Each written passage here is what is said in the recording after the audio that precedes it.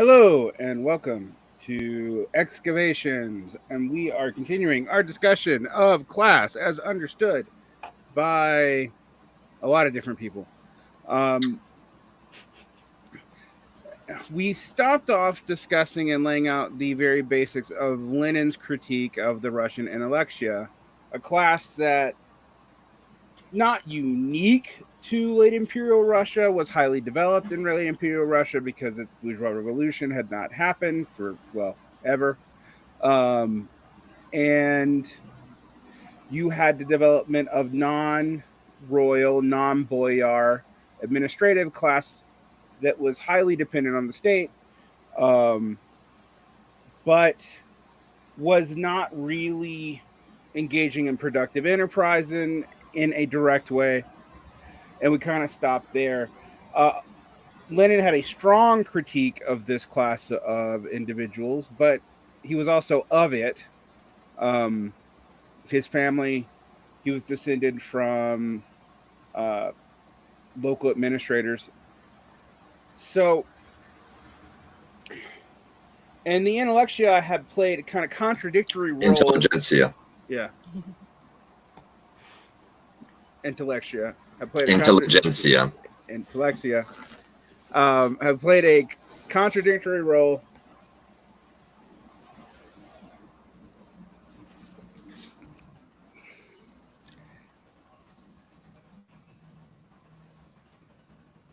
Are you stuck?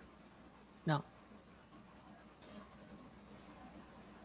In the prior revolutions in Russia, so the Liberalization Acts and the Decembrist Revolution. You pointed out that a lot of them have been kind of loyal to cadets or SRs. Um, they weren't often initially in the white faction of the revolution. So um, we stopped there.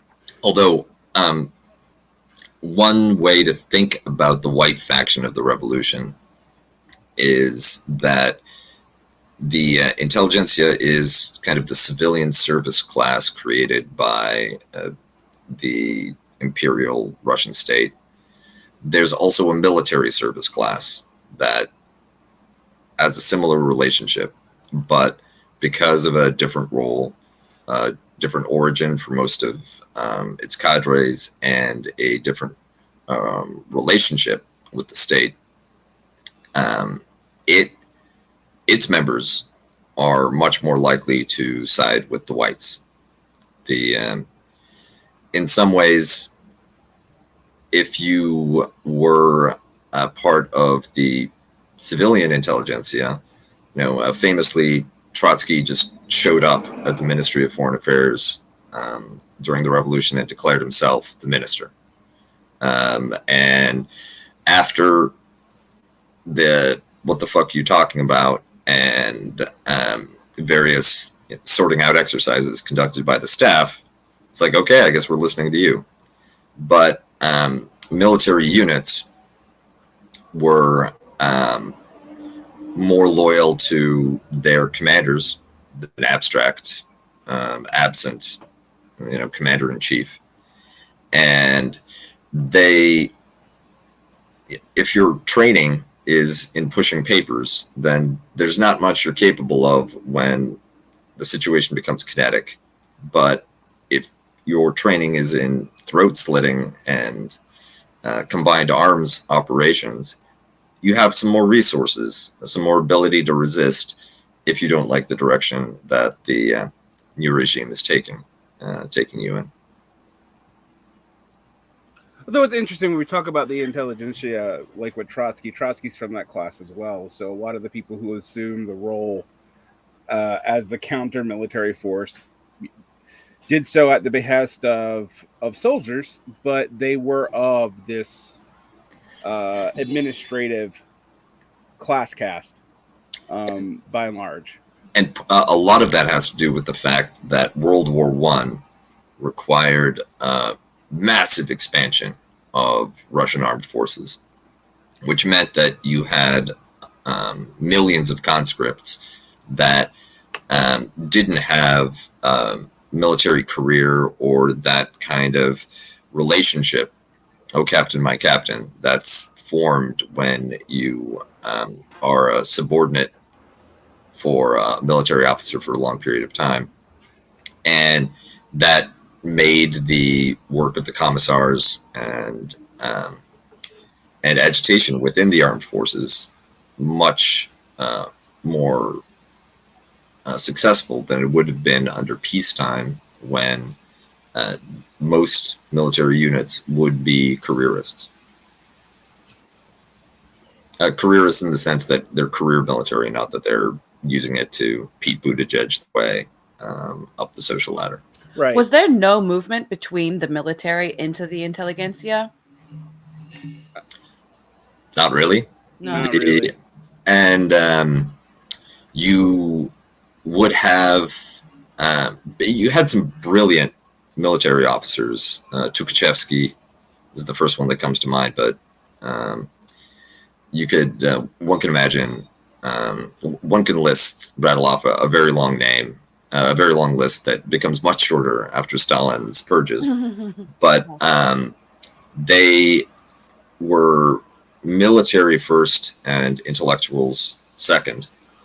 When there was a need for intellectual expertise for the armed services, things like engineers or weapons designers, then you deputize parts of the intelligentsia and move them into that.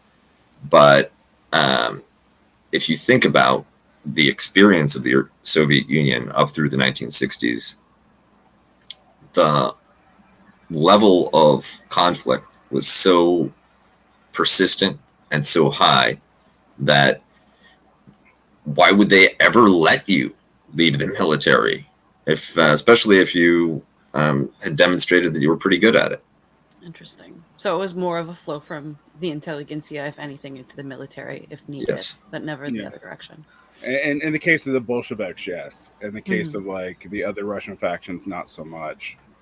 I mean, one of the things that we have in the USSR that I think is kind of interesting to deal with is that in State and Revolution, Lenin is pretty explicit that the bureaucracy is not to be permanent, nor is the army, nor is the police force, that everything's supposed to be organized around people's militias and security forces, that there's not supposed to be a standing army, etc. However, given the conflict level that Kuba just talked about, and given that that went on for several generations, I mean, you're talking 60 years, that's at least two.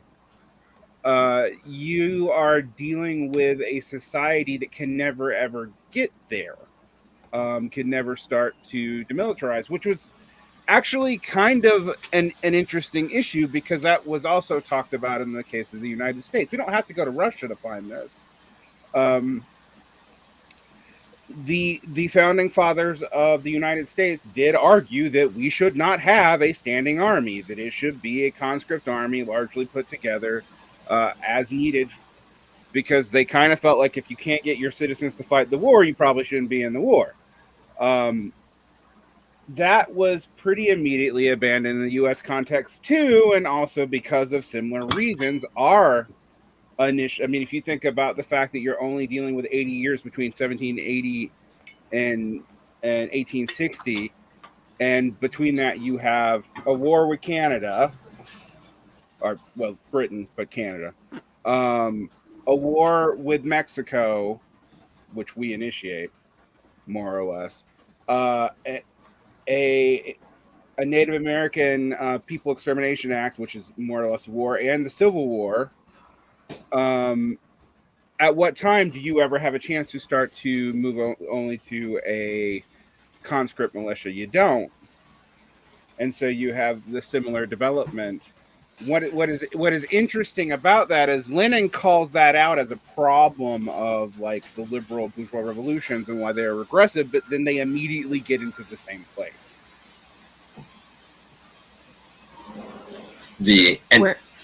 Go ahead.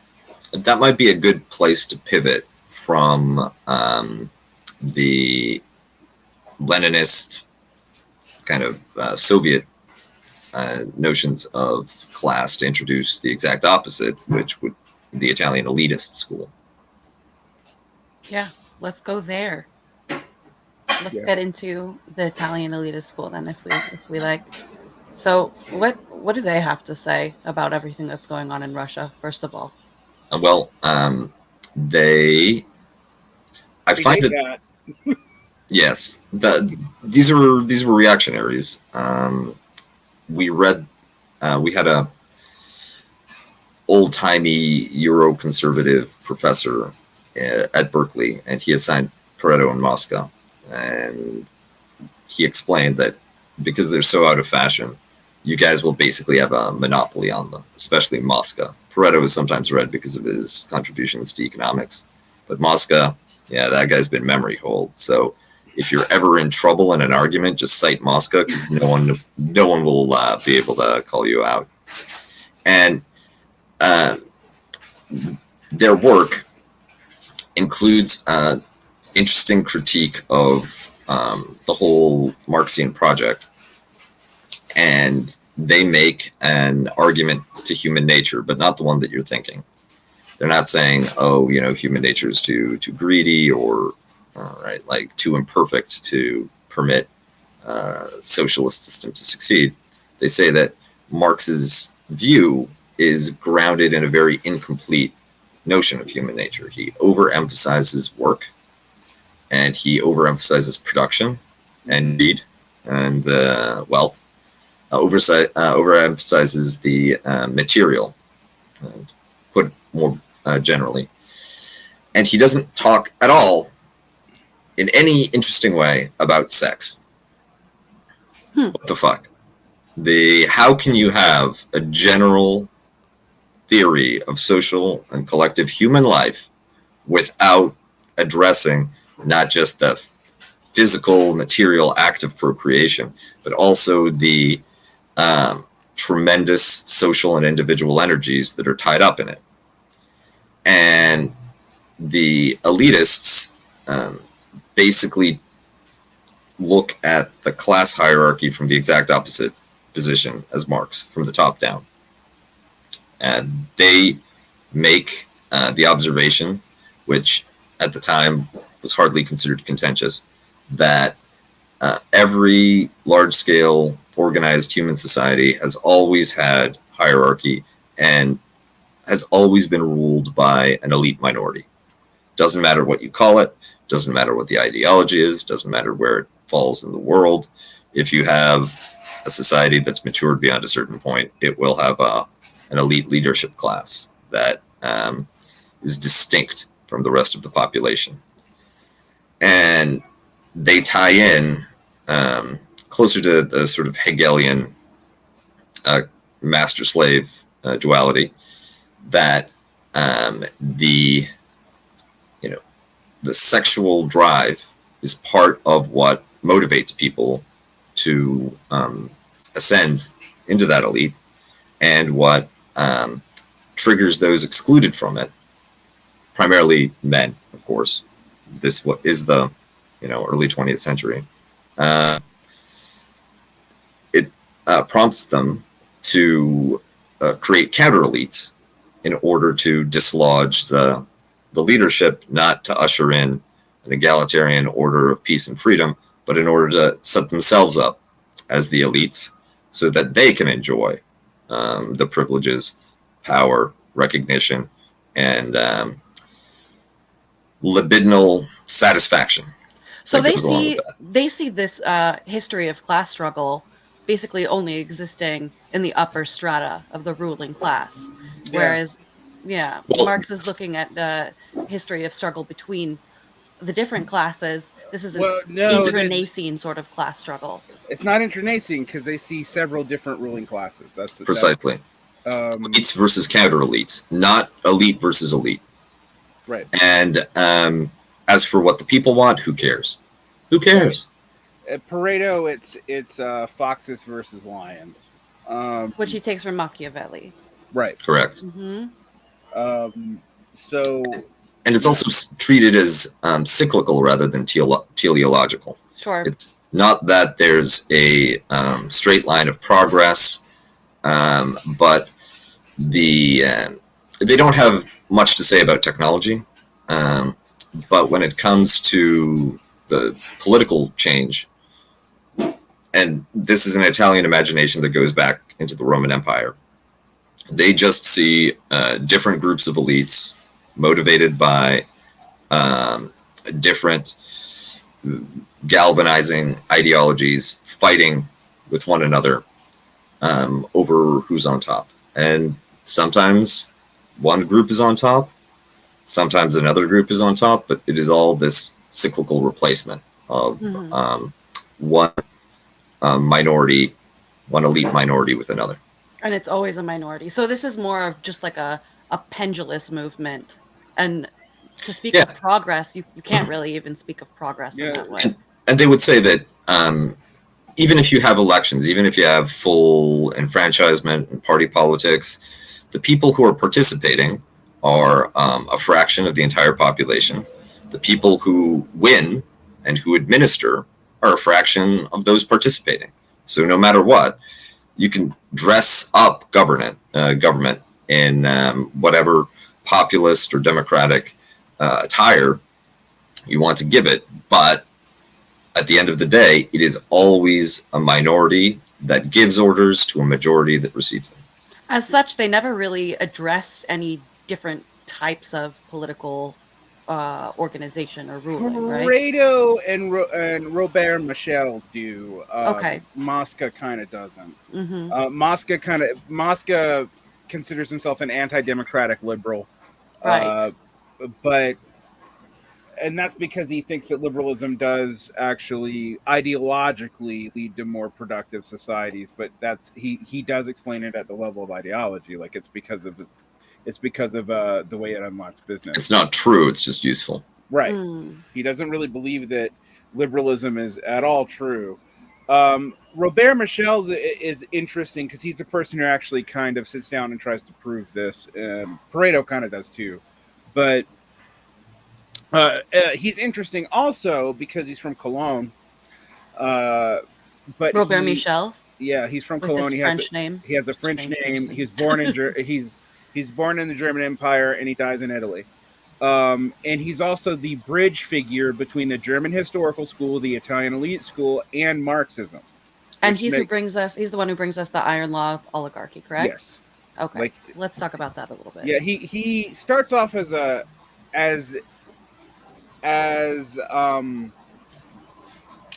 basically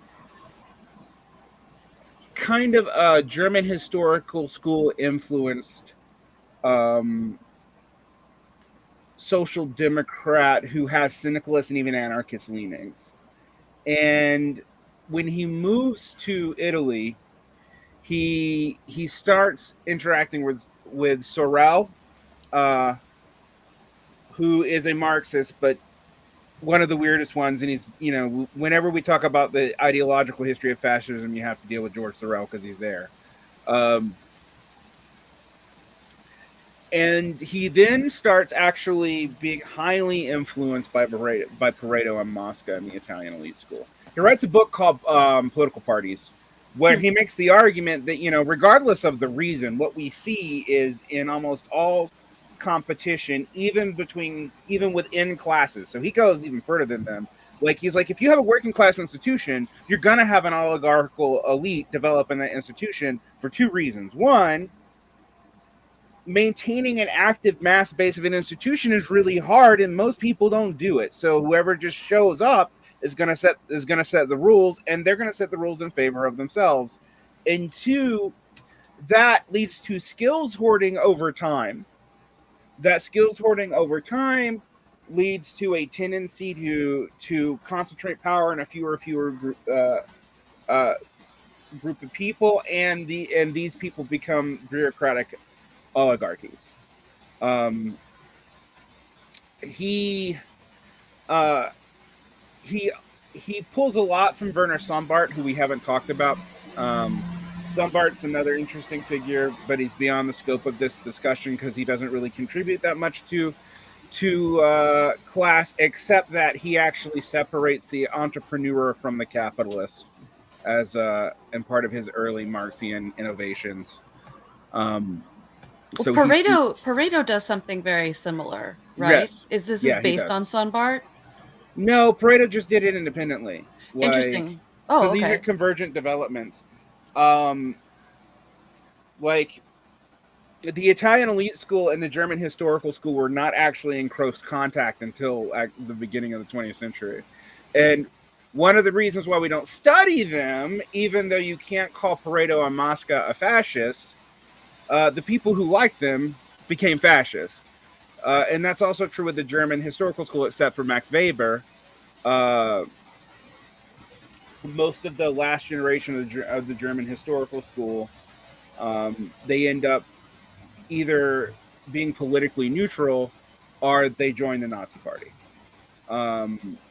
So with one exception of a group of people who become the foundation of institutional economics called the Loeb School, who end up going to New York and setting up a new school, kind of like the Frankfurt School did. Anyway, back to what their theories are. Robert Michel kind of takes out the sexual competition part that you see in Mosca and Pareto, and he just kind of sees this as inevitable. And that interestingly is what leads him to be a fascist.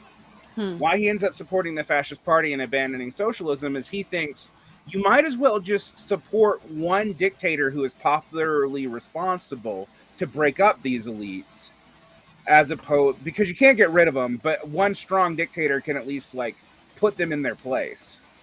And that's why he gets associated with fascism so much, and that's why that whole school gets associated with fascism, because when Mussolini quits being a socialist, the people he starts to cite are national syndicalist and Italian elite school people. So he's just like, oh, we can't get rid of the elites, we can just control them. It's going to always happen. Ipso facto, we need cooperation between the classes to control these elites so they don't go, out of control. And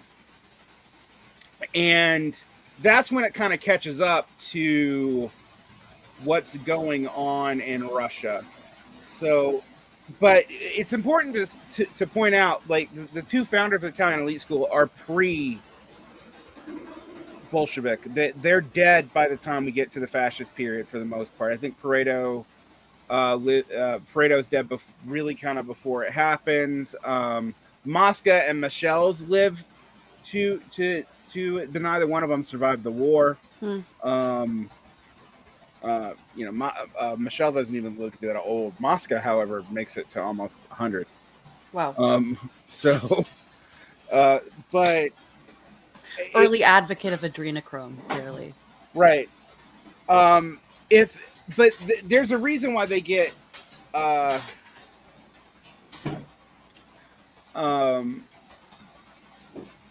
cited so much in line with Weber, and it's that Warner Sombart Robert Michel's connection. There is a direct connection between these two schools of thought. One of the things, though, that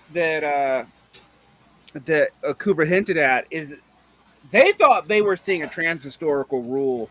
They actually trace this all the way back to Polybius and Proclus, who are the people who come up with this kind of like theory of democracy, oligarchy, tyranny, oligarchy, democracy, going back and forth, back and forth, as part of the whole like Plato, Aristotle view of the constitution of city-states. And they're calling for philosopher kings, more or less.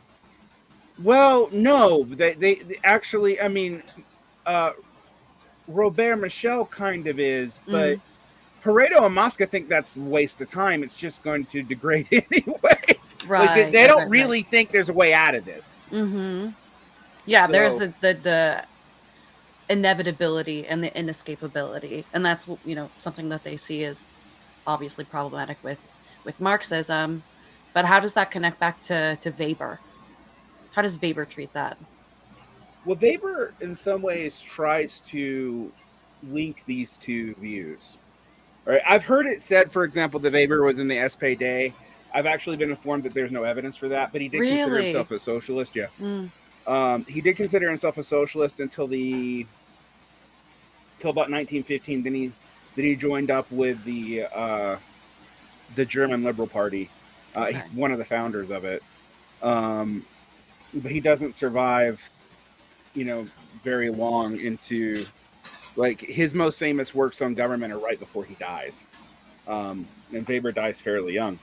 So, but Weber's interesting because Weber tries to take some of these Italian elite school insights and pair them up with like Marxian class analysis. So like there are capitalists and this is not transhistorical, but there's these trends within it which is like opportunity hoarding and skills hoarding and the rise of administrative bureaucracies within the state and competition between that. So he actually tries to combine these into a much more complicated view of how all this develops. He also thinks that Marx is too, quote, deterministic and materialistic, and he thinks that culture in economic terms, right? In economic terms. He thinks that culture actually does matter, which is why he talks a whole lot about, like, the Protestant nature of capitalism, etc., because he does see that. Because he's interested in answering some of the questions that Mosca and Pareto aren't, because Mosca and Pareto, as Kuba indicated, don't really so much deal with how you like have social development or change at all, like other than the competition between elites. But it's not even; it's more cyclic. Whereas Weber actually is kind of like, let's impose this on kind of a Marxian German historical school framework, where there is development in history. But there's also this inter-elite competition, and there's competition between classes, and there's competition within classes. So that's kind of what Weber sets out to do, and he doesn't finish this work because he dies young. Interesting. Weber. Let's see. He doesn't die super young, but he doesn't make it into his 60s. So young for an academic. Yeah, he died at 56 in 1920.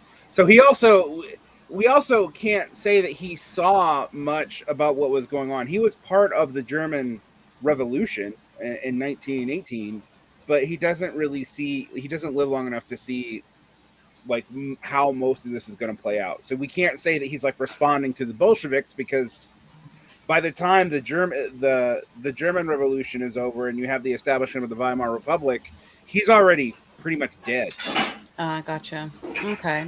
Well, there's certainly elements of bureaucratization and in Weber, right? And we hear in the Italian elitist school about the stratification between the ruling class in the leadership and the ones who are kind of more managerial and deal with the day to day. Like, how can we start comparing this with bureaucratic collectivism and what ends up happening in the Soviet Union after Lenin's death? Well, one thing that happens, as we were implying, going back to the Soviet Union, is that Lenin never effectively gets rid of the bureaucrats. So the intellectua remains a permanent position. He does, however, I mean, this is one thing Stalin does, is they kind of train their own managerial class up from picking people from the working class up, but they become an established professional managerial class. Nomenclatura. Yeah, Right. I was just about to ask Kuba to pronounce that so beautifully and explain a little bit what that means. Because I was going to butcher that. So Nomenclatura. Sounds like nomenclature. That's clear enough to anyone with a good ear. I believe that's the root of it. That's and I believe that the term comes from the lists or directories of mid to high bureaucratic positions that were staffed by these individuals, right? So there was, I guess, like a glossary that included the roles that constituted that kind of bureaucratic management class. Gotcha. And if the intelligentsia were largely holdovers from before the revolution that were too useful to be disposed of. The nomenclatura were the replacements that were trained up, based less on capability and more on political loyalty and factional intra-communist struggle. So the and that class, well, the intelligentsia needed to prove their value to the Bolsheviks because they were a suspect element and were only useful as long as they were useful. But that performance obligation, once you had individuals in the Khrushchev-Brezhnev period that realized that Stalinist terror was no longer a threat, they pivoted towards a more cynical and predatory attitude towards their social position. As with any large class, you're going to get a diversity of personality types and levels of cynicism versus ideological commitment. But certainly by the Brezhnev period, the nomenclatura were primarily thought of as parasitic and corrupt elite that monopolized national resources for themselves, that were largely self-serving and unaccountable. What does Trotsky think of them? What? Go ahead. Trotsky doesn't live long enough. I mean, Trotsky sees the development of the nomenclatura as a problem, but he sees it as an extension of Stalin's Bonapartism. Right. He thinks that, you know, that he uses the term bureaucratic collectivist, but he's like that becomes codified in a theory that isn't his. It's actually more associated with Max Shachtman. But the theory that Trotsky puts out is it's a worker state that needed to train its people, and so it had to keep its intellectia, its middle bureaucratic oligarchy in place, and that with the Bonapartism of Stalin, according to Trotsky, what you have is a development of a new class that's taken from the workers but is separate from it. And Trotsky's not the only person who comes up with this critique. The separately and completely independently of Trotsky, the Yugoslav communists make the same critique. They talk about the new class. It was also thrown at Marxist and the SPD by German and Italian anarchists going all the way back to the 19th century. It's not new. But it is a problem because they never get to the point where they can to kind of get to this like Khrushchev-Brezhnev degenerated state. What modern Marxist-Leninists will argue is the terror was needed to stop an internal bureaucracy of what Mao would call capitalist workers from developing. But what they, don't seem to realize is that you can't run a society by terror forever. Well, North Korea. Okay, maybe. Well, but even there's a cadre of people who are exempted from it. So that kind of leads to a problem. Why was Trotsky so disenchanted by the intellectua? I mean, he clearly called them. Why did he call them the petty bourgeois intelligentsia? Because he thought that's what they became after. He's also kind of implying that these. So this is where the state Trotskyist stuff, not state Trotskyist, straight capitalist stuff comes from. he's implying that the proletarian revolution and the like bourgeois revolution in Russia happened concurrently, pretty much at the same time. Okay. And so the petty bourgeois, the reason why the intellectual are petty bourgeois is because they have to seek out they're basically rent seekers, and they don't live off the exploitation of others, but they are not proletarian. They don't really work. Now the problem is there wasn't really a petty bourgeois intellectual in the Soviet Union. They weren't independent rentiers. That's not true. There was, I mean, I don't think that the contention is that petty bourgeois in the West are rentiers. They're just capable of claiming a premium on their wages because of skills, and they aren't immediately subject to capitalist discipline. But there were cities in the late Russian Empire, and when you get to St. Petersburg or Moscow, you become aware that there are cities outside the Russian Empire.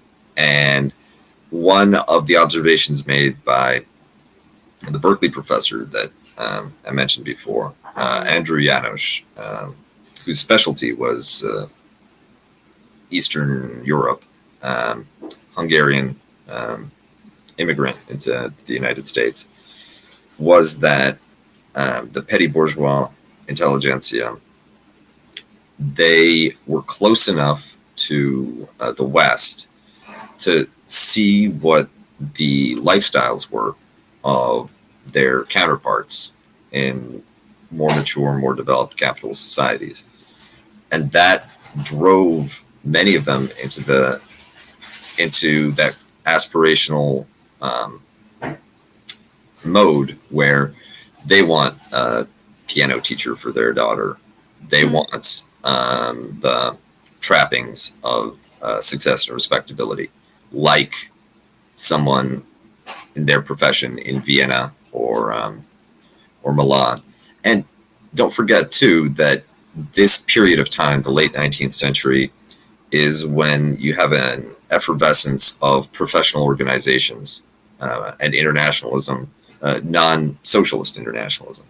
So there's a circulation of some Russian figures, including Lenin himself, right, through parts of Western Europe, where almost all the Bolsheviks were immigrants at one point. Almost all of them were. Exactly, and the tangible difference between the Russian system and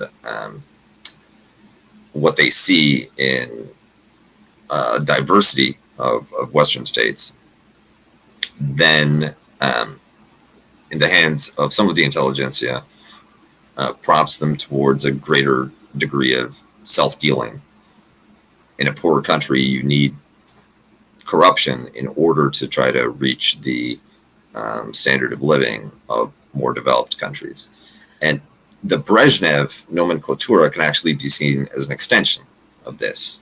The biggest, the most sought after status prizes were foreign goods, especially Western goods. The ability to travel in the West was a very highly sought after experience. And if they had been more closed off to Western consumer society, it's possible that discipline would have been easier. Interesting. Yeah. You mentioned Mao earlier, and now we spoke about Western society. I'm really curious about the intelligentsia and the sort of style of managerial elitism that exists in China. It's completely different, and it's completely different for two reasons. One is the Qing is there's an administrative class that is a governing class in China going back all the way to the Song Dynasty. Right. And it has similar problems. It is aimed to be meritocratic, but eventually, like by the 17th century, you start having stuff like people are paying for bright peasants to go sit for their administrative exams, and the system starts to fall apart. However, what complicates China versus Russia is China also had both Western and other Asian competition for industrialization because the Qing government was so weak. And you'd had a century of massive civil wars going back to the Boxer Rebellion, which shouldn't be called a rebellion. Like, I think something like 20 times the people died in the Boxer Rebellion than died in the U.S. Civil War. Like, it's actually insanely high. The reason why I went, oh God, is when you bring up Mao, is Mao moves all over the place on class theories. Mm-hmm. Like, there's a ton, and he changes depending on the time. What is he? Does he start with a very Marxian sort of classical view, or what is it? What is it? No, I mean, one of the things that complicates China, and this gets tied in, this actually parallels in fascism, is the claim that nations can be classed. So there's a class of nation, and so China is a proletarian nation. Interesting. And so there's acceptable intellectual. You got that from Mussolini, incidentally. Yeah. Huh. Well, it's debatable. The other. Mussolini was first in any case. Yeah, Mussolini was first. Mussolini said the same thing. In regards to Italy, and that was actually when he made his pivot, and Giovanni Gentile, the prime theorist of fascism, made his pivot away from Marxism, was when they started talking about proletarian nations. But anyway, Mao picks that up from one of the two founders of the Chinese Communist Party. He has the other founder expelled for being a Trotskyist later. So what is their stance? Well, one of the things that Mao has to deal with is even more than Russia, China's a peasant society and an administrative class society. There is kind of a weird meritocratic nobility, but there's been so many different central governments that it's hard to even like trace that back.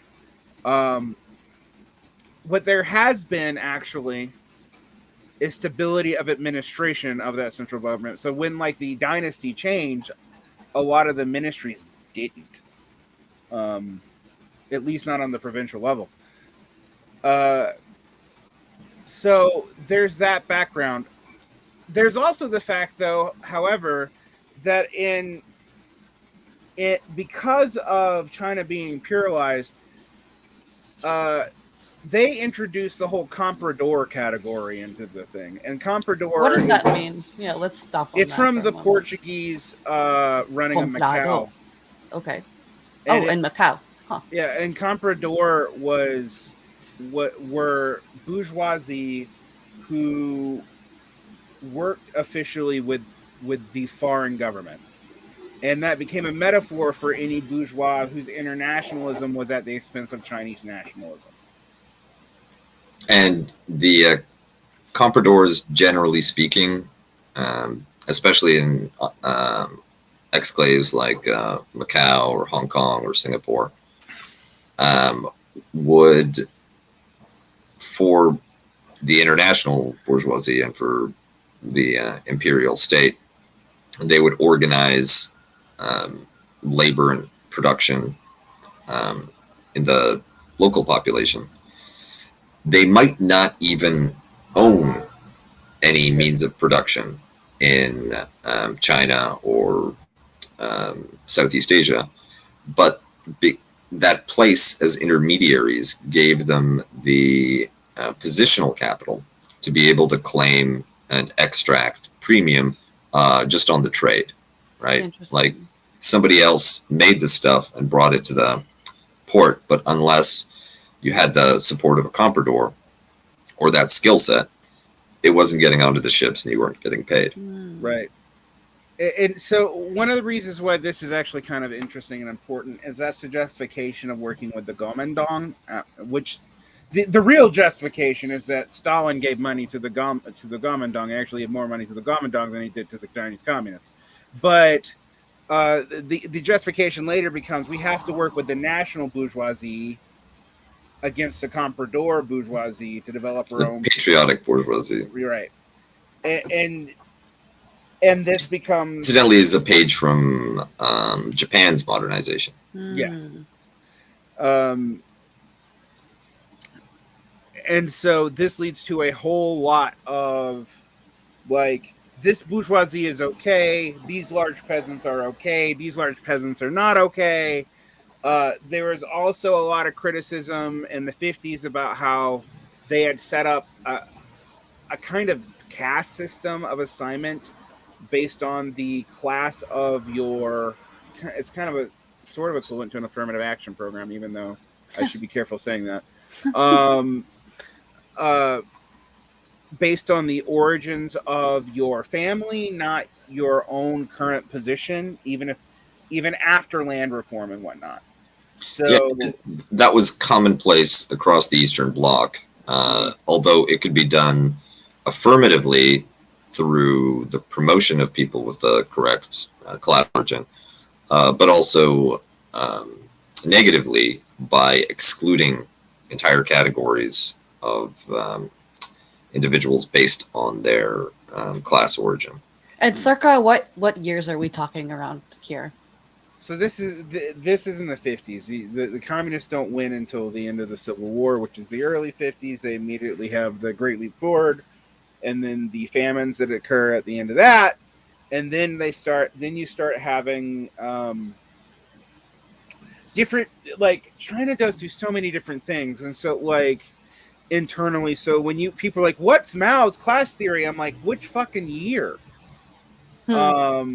There is not one. I mean, there's a lot of broader theories, and one of the things you can see is that China is more explicitly interested in state development, and they go so far. I mean, the big innovation of Mao that's actually different from, say, traditional Marxist-Leninism is to posit the inversion of, quote, contradiction. So Mao asserts that the greater contradiction is not capitalism, but imperialism. So capitalist elements are tolerable. However, the great proletarian cultural revolution is actually aimed at getting rid of those capitalist elements and getting rid of bureaucracies and breaking down local bureaucracies and other staid pre-communist, pre-capitalist forms of class, such as getting rid of the Confucian hierarchies, etc. And it is pretty radically democratic in the countryside, but he doesn't allow it to get, like, some stuff happens in Shanghai, basically, and they stop it in the cities. And then when Mao dies, they stop it everywhere. They slow it down in the cities. For instance, because it was such an epical event that you couldn't halt it piecemeal, right? Like, the children of with the wrong class origin were still in the countryside that you shipped them to. Xi Jinping was still in that cave or on that chain gang, and the universities were still closed with all of these young Red Guards in uniform and fired up on ideological zeal. Some curbs were placed on the activity of those Red Guards in the cities, perhaps, but that to say that the Cultural Revolution stopped before Mao's death would be an overstatement. I know we have to wrap up soon today, and we'll probably carry on a little bit with Burnham next time, drawing back into the school of elitism and closer into our realm. But I Trotsky, because Burnham starts off as a Trotskyist. Sure, exactly. Well, I like the way this is. We're introducing new people and ideas, and then circling back and doing something. However, I do want to talk about the Cultural Revolution a bit. You're right that they didn't close it down, but what you did not see happening, they removed all the party apparatchiks in the countryside. They literally were like, the community council runs this, and they only answer to the party at the national level. They never did that in the city. Well, Kuba, you when we just started discussing actually doing this show a little while back, you mentioned a concept of students in Asian society. Yeah. Can you talk about that a little bit?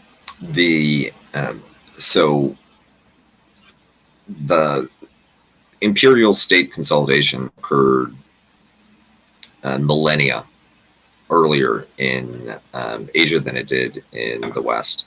Okay. And what we described as the intelligentsia in the Russian case, that existed as a class of scholars from, I can't keep track of all the dynasties, but from a very early stage in the Chinese Empire.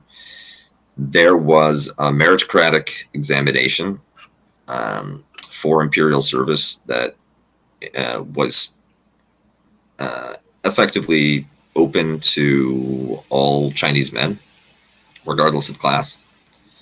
And success on it allowed for entry into the military or civilian bureaucracy as an administrator. Unlike, you had similar dynamics in, for instance, the Ottoman Empire, but those were janissaries and they were slaves. Okay. Here you came in free, and you had to volunteer for it. You had to sign up for it, and the status that came with a successful exam was very difficult to overstate. You were a different type of person. You essentially hovered above the merchant, worker, peasant strata, and depending on your performance, military. Yeah, kind of equal, but like the better part of the military, right? You were an officer, not a soldier, and the that hope, the hope that you might pass the exam, or your son might pass the exam, or your grandson might pass the exam, was an important part of the social contract that allowed the Chinese Empire to operate peacefully. That category never really goes away. The way that you get into the bureaucracy, the bureaucratic leadership, whether in capitalist Asia, Japan or South Korea, or communist Asia, Vietnam, China, is through the examination process. Yep. And this is, it's not, and I just want to stress this, there might be a technical scientific component to it, but it is not primarily technical or scientific, and your status is related to your exam performance, not to your not to inventing something or building a bridge. I mean, you might eventually do that. You may have already done that, but that's not what makes you a student or scholar. You need to master the Confucian classics. Or whatever has replaced the Confucian classics later on. Later on. And the this is such a deep-rooted category and such a deep-rooted structure that it's taken for granted that students represent the future leadership class, that they will become the bureaucrats that administer the country, and that even if there's a counter elite forming, even if there's a revolution, it will be the students that are likely to lead it. Mm-hmm.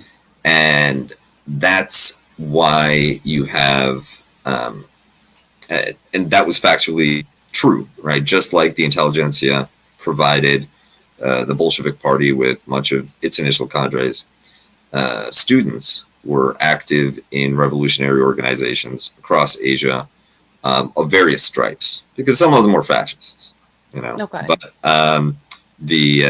a lot of them were fascists. A lot of them were fascists, but a lot of them were also socialists. Yeah. And the I say students and scholars because that same prestige and deference is passed on to teachers, people who are capable of preparing you to take the exams. When I was in Vietnam, one of my students said that a teacher is like another father, which was like, whoa, you know. So, I mean, to put it in perspective, for example, about the difference in societies, like when I was in South Korea, cops don't get neem to their title. Teachers do, except for foreign cram school teachers. But everybody else, neem is a sign of respect. So, like, yeah, I was Gosu neem, and that opened doors immediately, regardless of my lack of being Korean. Because you're teaching our future leaders, even if you're a dirty foreigner. Yes. So, and in China, that's the Shi that's the Shi class, and that goes back, I believe, to the Western Zhou, which is like that's really early. Just imagine if the philosopher caste in Greece had not been wiped out by Christianity and was established for 2,000 plus years. That's kind of the equivalent. And oh my God, it's a smart person. Yeah, that's wild. We have to be nice to them. They're like held in high regard just by like the more popular classes. I imagine they were held in high regard by everybody. Yeah, that's the thing. That's interesting. In fact, the party would simultaneously co-opt and monitor, right? Co-opt and discipline, because they too recognized that this was the most likely source of leadership for any kind of organized political movement. Mm-hmm. Indeed, the Taiping Rebellion was led by a brilliant, precocious student who failed 3 times his exams, and it made him crazy. And yeah. Inspiring. So this is also where the DPRK. So if you want to know where the Democratic People's Republic of Korea, where they have that particular weird sign that has a hammer, a sickle, and what looks like a candle but is actually a brush, is because they include the scholar gentry in with the peasants and the proletariat in their class formation. Interesting. And that is kind of unique to them, but unique to them officially. Unofficially, all the Asian communist groups do it. And non-communists too. Right. So, one of the things that makes the Cultural Revolution so powerful, but also something that you don't ever want to release again, is that's the time period where you're aiming directly at the Shi, at this class of people, the scholar gentry and the scholar officials. And you're accusing the scholar, like, one of the accusations that they're capitalist roaders, okay, which is the Mao accusation of them, is that the scholar gentry and the scholar officials, when they start to develop the country, will develop into either compradors or petty bourgeois capitalists because there'll be nothing left for them to be. But they have skills and thus would have an advantage in the market. So interesting. In our last 5 or so minutes that we have left here, let's try to tie this back into the Italian school of elitism. What would they have to say? Did they say ever anything about? Oh yeah, they actually. Structures? Pareto talks about China. Okay. Like a lot, and he uses China as an example. Like, look, you can't get rid of this caste of elites. They're always going to develop. You're going to have oligarchs. Mm-hmm. Like 20% of the population is gonna do 80% of the stuff, and he used I believe Song and Ming China as some of his examples. He also used the Byzantine Empire, the Ottomans. Like, Pareto was pretty extensive in trying to play this out. Hence the claim that this is a universal feature of human societies. And one distinction that could be made is that you have it comes down to whether or not the elite, the administrative elite, is landed or not. And to say that the Confucian gentry is landed, they might be given land as a privilege of service, but they're not. They don't own the land, but it's not theirs. This is a major difference between Asia, and this extends all the way to the Ottoman Empire, incidentally. Mm-hmm. And I can't speak for South Asia, though. It's true for the Byzantine Empire too? Does the emperor technically own all the land? Yes. Yeah. And that's where the Russians got it from. Mm-hmm. And but in the West, you have an elite that begins as tiny warlords and never relinquishes their personal, individual ownership of the land that they hold title to. So they can pass it down. And that means that you have these nodes of authority and resources that are outside of the direct control of the state. It's one reason, too, why, especially in the Anglo-Saxon world, elite universities are not designed to train bureaucrats. They're finishing schools for people who are already wealthy, right? Yep. That's where you go to learn the manners and to network with your fellow oligarchs. It's not where you're turned from a peasant into an oligarch. Right. I mean, the only kind of exception with this in Western culture would be the church-run universities, which were technically open to anybody, but weren't really open to anybody. The bishop has nephews. Right. So what you see in the modern university, these two ideas kind of get conflated in the West. So you have this elite finishing school, and then this idea of like the schools that we train the lawyers and the clergy, who are like kind of, but they're not scholar gentry, and you really can't come from any class and be that all the time. Now it's not like there were tons of people moving from like peasant families into the scholar gentry, but it was possible. So demotion was possible. Yes. You had families that had eligible sons that just couldn't do the exam. They couldn't take it. Often it led to suicide or disgrace. But one of the stabilizing, one thing that hierarchical societies require is some kind of demotion ritual, which publicly humiliates the holders of privilege that are disqualified from holding it anymore. The British Empire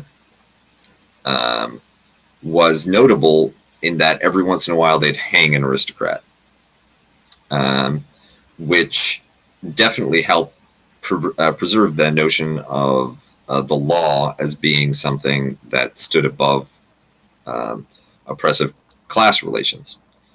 And in Asia, it's the examination that fills that same function. Interesting. So this is something that sort of allows for that circulation of elite as well. It allows for circulation. It creates the impression of objectivity. You can tell yourself that there's some fairness involved here because, everybody could write the exam. That's definitely important to Mosca. And the illusory nature. And cheating on the exam too, right? Like, will get you torn apart by a mob. Yeah, if you get caught cheating on these exams, you are dead. Wow. Yeah. Interesting. It's not just to this day, like if you're implied cheating on an exam in Asia, you might as well just throw yourself into a train, which people do. Mm-hmm. So, and this is not to imply that Asia's mystically not modernized. But that's why this fight was so brutal. Right. And frankly, by the time you get to the 1990s, given up. And we can pick up from there next time. Awesome. Very good.